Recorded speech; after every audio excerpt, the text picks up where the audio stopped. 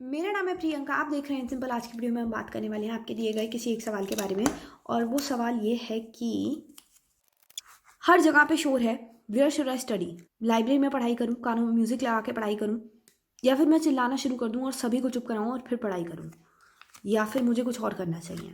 देखो, शोर तो अब हर जगह पे होगा ही, क्योंकि आप जैसे महाअनुभव पढ़ाई करने जो बैठे हैं, पूरे साल आपने पढ़ाई करी नहीं, लास्ट के 10 दिन आपको याद आ रहा है पढ़ाई करना, अब शोर आपको लग रहा है कानों में।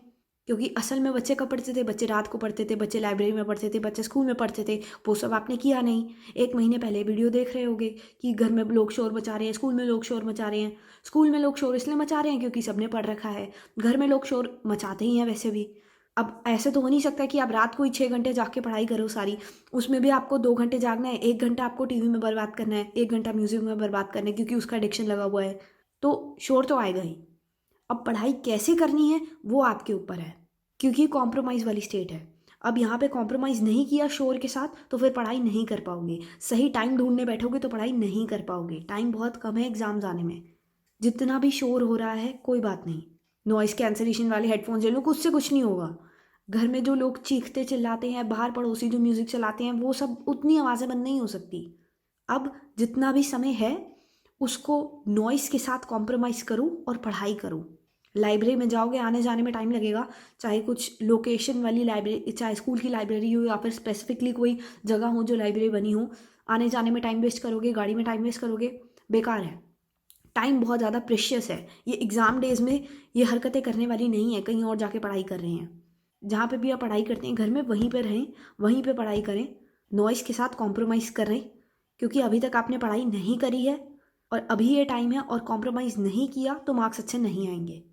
और नॉइस से बेस्ट बचने का तरीका यही है, सामने वाला शोर मचा रहा है, आप भी शोर मचाना शुरू कर दो। कैसे? आप कैसे मचाओगे? आप भी अपनी पढ़ाई बोल बोल के करो।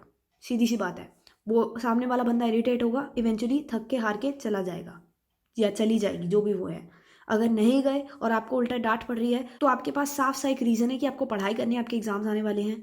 और ये कोई सिली एक्सक्यूज़ भी नहीं है, ये आपका एक सीरियस इशू है। और इस बारे में वो इंसान, चाहे वो कोई भी है, वो आपको शांत नहीं करा सकता या करा सकती। या आपकी फैमिली से ही कोई भी है तो वो भी इस बात को समझेंगे कि आपने पढ़ाई नहीं करी है और कैसे जैसे तैसे आप इंसान हैं, आपने पढ़ाई नहीं करी है।